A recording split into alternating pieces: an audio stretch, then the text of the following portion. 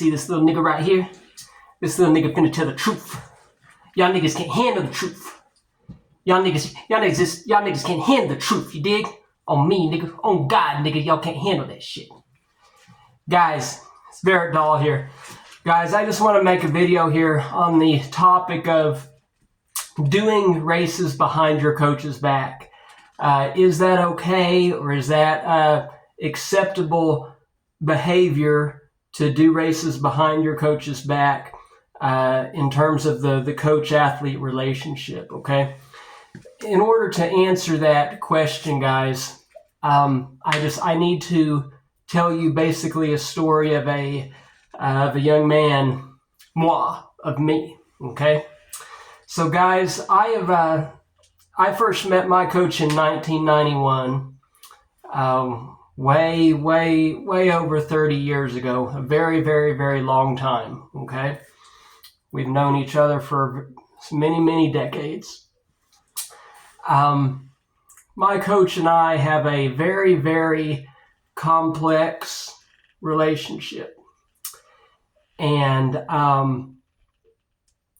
when my coach first met me, he did not know anything about me. Okay, I mean he had heard things. He had heard rumors and negative this, negative that. He had heard things, but he did not know me. And he was in a position, guys, to where he could not say, I don't want to be around this person anymore.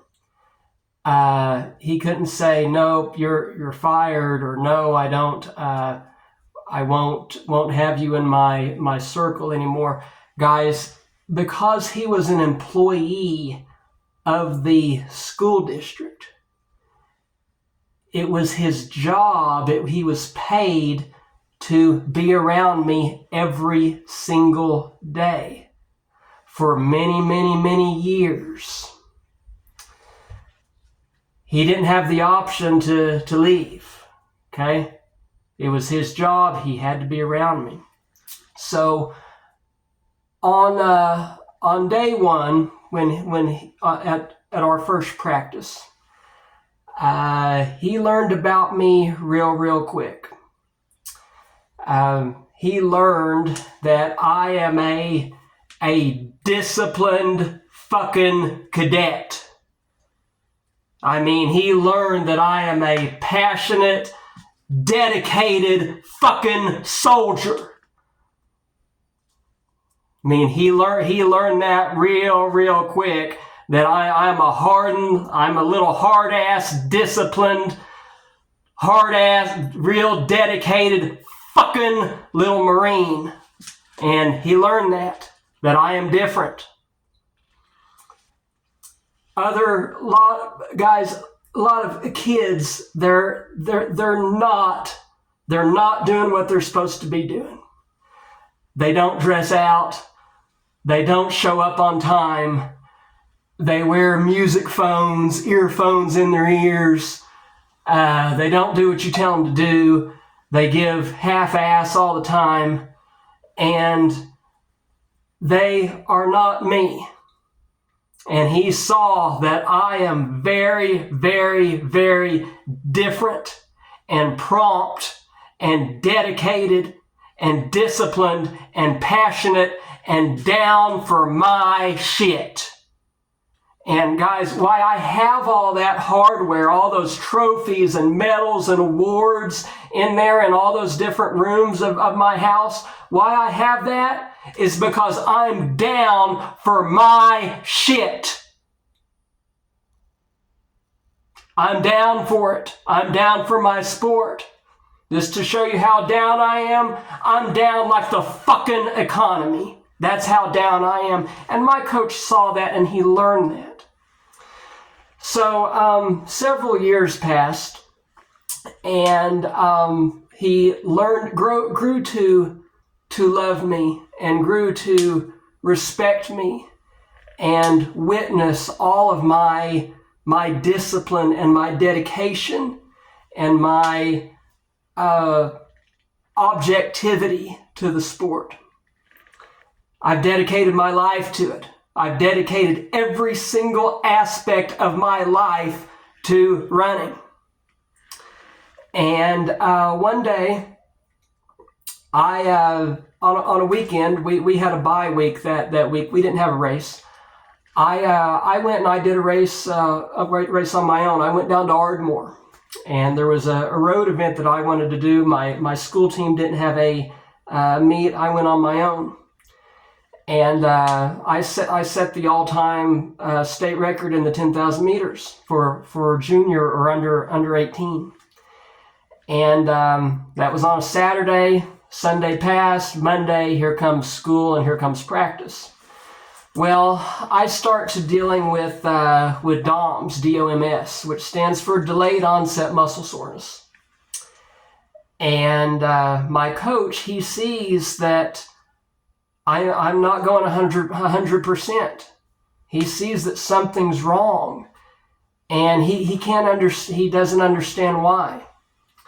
And he thinks, oh man, maybe somebody drugged him. Maybe somebody put ecstasy in his Gatorade, or something has to be wrong, because that's not like him. This isn't the young man that I have observed for several years that has never, ever once been late, missed a practice, didn't dress out, didn't give me 180% every single infinity million% effort every single time I was out there. I was the first out there, and I was the last to leave. And that defined me, and it defined my personality, and he knew that. And he didn't understand why that day something was wrong. So that evening, he got on the phone and called my house, and he spoke to my mother, and he said, "What's going on? I don't understand. This is not the Barrett that I know. Nothing at all like the Barrett that I have known and that I've grown to love and respect and worship and praise and adore and admire over all these years." And my mom says, "Oh, well, Barrett, he went down to Ardmore on Saturday. He set the all-time record in the state 10K for under 18. He set the all-time record." And my coach said, "Oh my God. Oh my God, I am sorry. I am so sorry. I did not know that. Now I get why he couldn't. He simply couldn't. His legs were torn up. I understand. I am so sorry." And the next day we went back to school, and he apologized to me, and he said, I'm very, very, very sorry. I did not understand that you were fucked up. That your legs were. I'm sorry. I didn't understand." And I said, "That's okay." And I also apologized to him for not communicating with him and telling him what I was doing. So there you go, guys. The answer to the question is that people that truly, truly love running with all their heart, soul, and mind, they're going to do races outside of what the team does. You can't stop that. I mean, that's been going on since the beginning of time. People, maybe they're involved in AAU. I don't respect the AAU because I think it's a bunch of losers who can't make their school team. But they do road races, they do trail races, they do extra track races. They do extra because they love it so much, and we can't stop that. But the moral of the story is communication with your coach. The athlete-coach relationship is based on communication and love and respect for each other. And It's perfectly fine to go do a race that that your team isn't doing. But hey, just let your coach know about it. Just talk to him for a minute and let him know. That's all you have to do, guys. That's all you have to do, and your relationship will blossom, and your relationship will flourish into a beautiful, beautiful, magnificent, loving relationship like I have had with my coach over the years. And in all the years that we've known each other, way over 3 decades now, that's the only time we ever even had an argument. But we got over it, and we made up and apologized to each other, and it made our relationship stronger. So just communicate. That's all you have to do. Guys, a lot of people in our world today, they are not willing to take the time to learn about someone. They don't. They judge a book by its cover, and they are simply not willing to ever observe and learn about an individual, or take any time getting to know them, or what their character it really is. Especially women and employers and all other types of people in our society. My coach, I've had that relationship. My other relationship with Dennis, I met Dennis later in life. Dennis owns a soil company.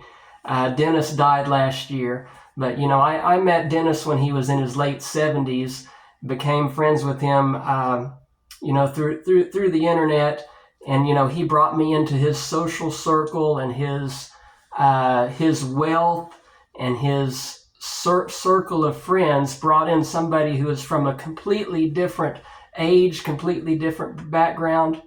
And he gave me an opportunity for a friendship. He chose to be in my life and learn about me. And before he died, he told me that. He said, I am very, very, very grateful and thankful that I made the decision to know you and learn about you. And I'm very, very thankful that you are my friend. And that is very, very rare. So that's all I wanted to share, guys. Thanks for listening to me. Until next time, you best believe it. And don't forget that I am a passionate, dedicated, disciplined little fuck. And that's why I have the empire that I have. Okay? Yeah. This little nigga tells the truth. Says the truth. Y'all niggas can't handle the truth. Y'all niggas can't handle that truth, you dig? On God, nigga. On me. Suck on that shit, nigga. Yeah.